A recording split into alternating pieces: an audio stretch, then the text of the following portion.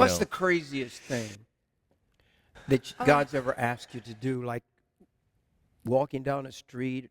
Of course, what you did with the rabbi was pretty crazy. I think that when you say crazy, you have to. You know what I mean, crazy. When I say that. crazy, Not just ordinary, not, you mean? Yes, not not normal in your yes, mind. right. They almost scare you.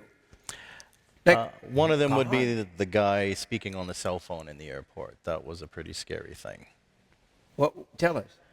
Well, I was flying in from Florida, and my connection was in Charlotte, which happened to be the same place.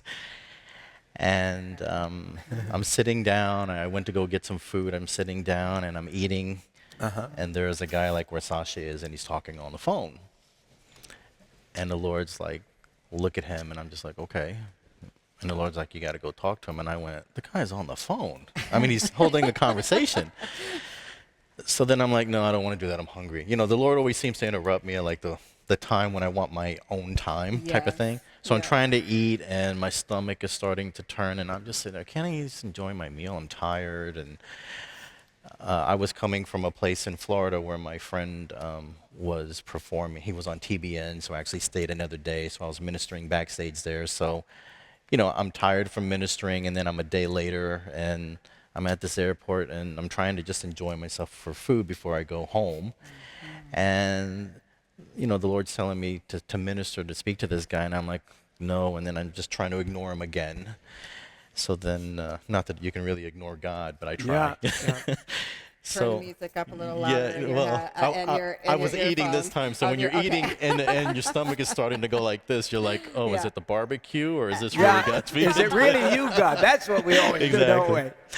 So the Lord's really on me, and I just keep looking up, and the guy is still on the cell phone, and it gets scary because you're like, I don't want to talk to anybody, especially he's on the phone. So I was like, well, maybe he'll be off by the time. So I was to the Lord, let me finish my food, let me go to the bathroom, wash up, and then, you know, I can do whatever you need me to do, and then I can get on my flight.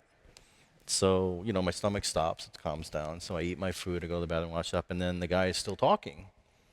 So I'm like, so what do? You see a guy talking, and do I tap him on the shoulder or whatever? So finally I said, you know what? I'm just going to go stand in front of the guy. So his name was Dick, so he's talking on the phone, and like, you know, he's from North Carolina. And I just go and stand in front of him, and he's talking to the guy like this, and he's looking at me, and I'm just staring at the guy because I'm like, I don't know what to do. So finally he goes, hold on a minute, and he goes, yeah, what you want? And I went, you know, the Lord wants you to tell you something. So he's like, oh. So then it starts. And he's like looking at me, and I'm sitting there thinking, this has to be really crazy to this guy, because he's, so he goes, he holds up his hand and he goes like this. So, and he picks up the phone and he goes, look, I'll call you back. So then he hangs up the phone, and I'm like, oh, now I'm in trouble. He's going to call security. He's going to do something. So then he goes, now, what'd you say? So then it starts up again, and we go through that. Now, preferencing that, when I booked my ticket, because it was the day late in Florida, I like to sit in the aisle seat.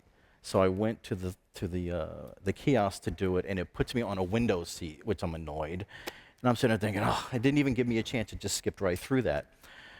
So I'm talking to the man, and he's like, oh, okay, well, you know, it really pertains to now, I don't even know he's saved or anything. That's how crazy this thing is. So he goes, okay, well, you know, administered to me. Thank you very much and stuff. I go, look, I did what I needed to do because I'm ready to get out of town. I'm like, okay, here, I'm going to hop on this flight, and I'm going to go. He goes, oh, you're on that flight? I went, yeah. And he goes, I am too. And I'm sitting there thinking, oh, that's nice. And he goes, so where are you sitting? So I was like, I don't know. I'm just, you know, so I go on the thing, and I go in, and, you know, I sit down at the seat, and then, you know, he sees me as he's coming into the plane, and he goes, well, look, I'm sitting here too. So, so I'm at the window seat. He's sitting right next to me. His wife is there, and then his the machine changed it. Yeah, Oh, God changed it, I guess. So then the whole flight, we're talking, and I'm ministering to all of them about, you know, what I do, and they were going through a very rough time, so I actually ministered to all of them during the flight. And God needed you to be his voice. To them. Wow, is that crazy? And they were actually on their way to vacation. Now, see, that would be really hard for me. I'm really shy when I'm not on TV. You know what? How many would have a hard time doing? Anybody would have a hard time going to somebody, cold turkey like I that? think most people. How many can do honey. that? Raise your hand. You can do it. All the All the clerics. choleric extroverts are in there. The We have a extrovert, few of them the here. sanguine clerics. That's. I mean, the rabbi thing was kind of like that. Yeah, what an amazing Well, story. the rabbi kind of, the last time I went to his church, he had that prophet Rogerio from South America. Oh, yeah. I don't know if he's ever told you about him. But that was the one that when I prophesied, it was very similar to his. Uh-huh. So I'm sitting there in the audience when this guy is walking around, and he actually comes and he picked me out of the crowd. So during the word, like you had to stand up, and he's like, I want to tell you something. And meanwhile, everybody at Beth Israel knows me. Yeah. So they're all looking at me like, oh my gosh, he picked Hubie out.